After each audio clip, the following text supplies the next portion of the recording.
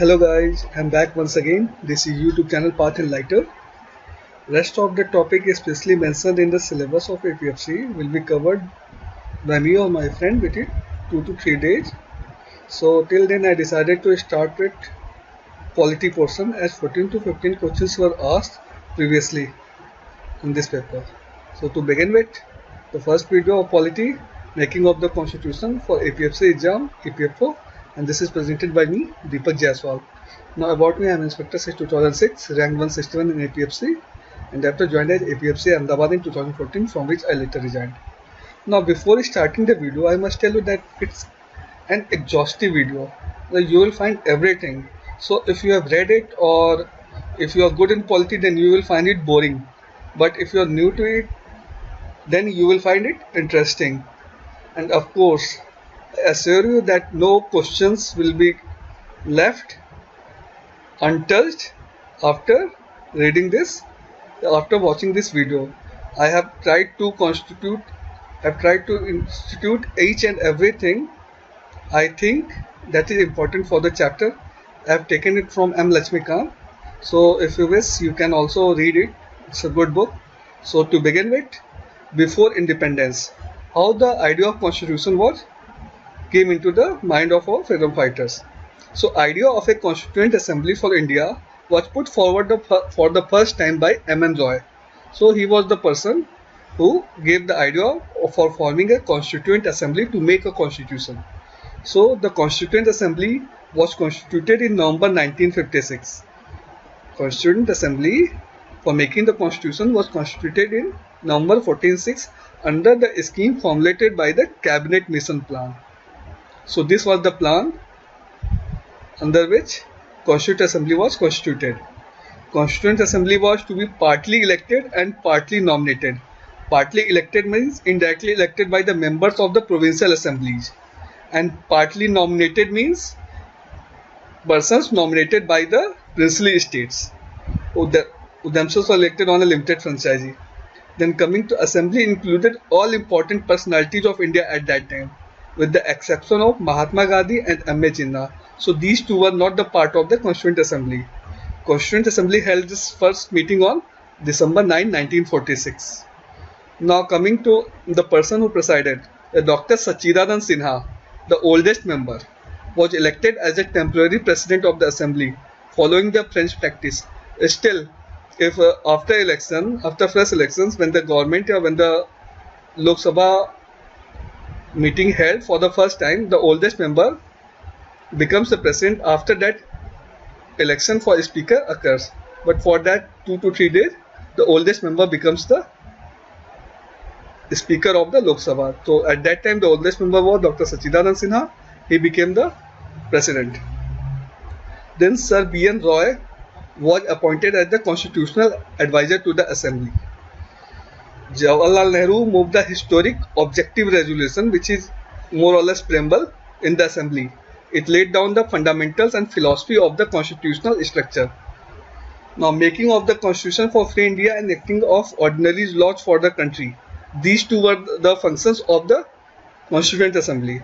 Two functions were there. First is making of constitution for free India, and second is enacting of ordinary laws for the country. Whenever the assembly met as the constituent body of function was making constitution. It was chaired by Dr. Rajendra Prasad. Do remember. And when the Constituent Assembly sits for enacting of ordinary laws, then it was chaired by G.V. Maulankar, who was the first Lok Sabha speaker also. Now post-independence, Constituent Assembly had 11 sessions over 2 years, 11 months and 18 days.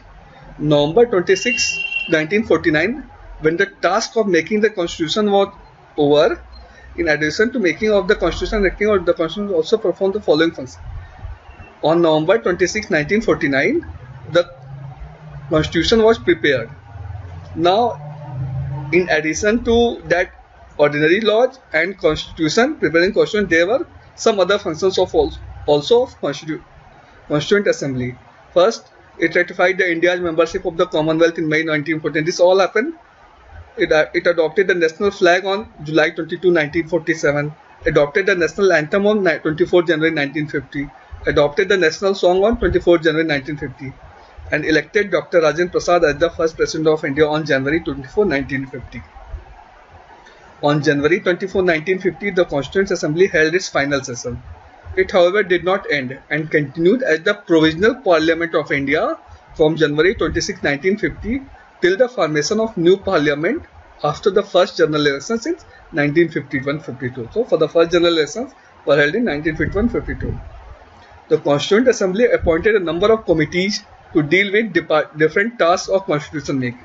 There are several committees who have different functions. The few of the importance are Union Powers Committee chaired by Jawaharlal Nehru, Union Constitution Committee chaired by Jawaharlal Nehru, Provincial Constitution Committee Sardar Patel, Drafting Committee, the most important committee which drafted the Constitution of India. That is Drafting Committee chaired by Dr. B.R. Ambedkar, Steering Committee chaired by Dr. Rajendra Prasad. Now coming to Drafting Committee. Drafting Committee was the committee that was entrusted with the task of preparing a draft of the new constitution. It consisted of 7 members.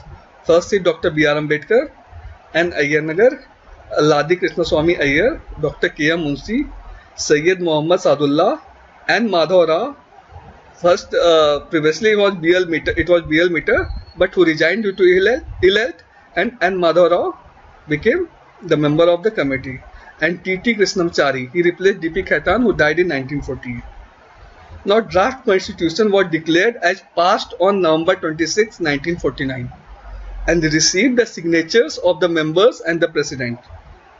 So, out of total 299 members of the assembly, only 284 actually present on that day and signed the constitution. This is not important.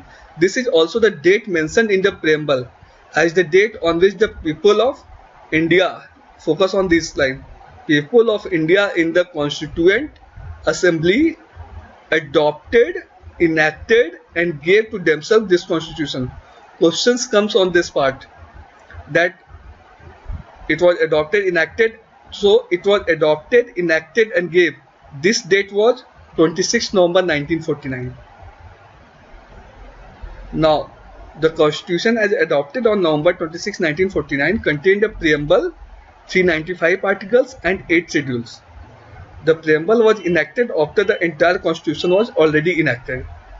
Dr. B.R. Ambedkar is recognized as the father of the Constitution of India, a brilliant writer, a constitutional expert, undisputed leader of the scheduled caste and the chief architect of the Constitution of India, is also known as Modern Manu.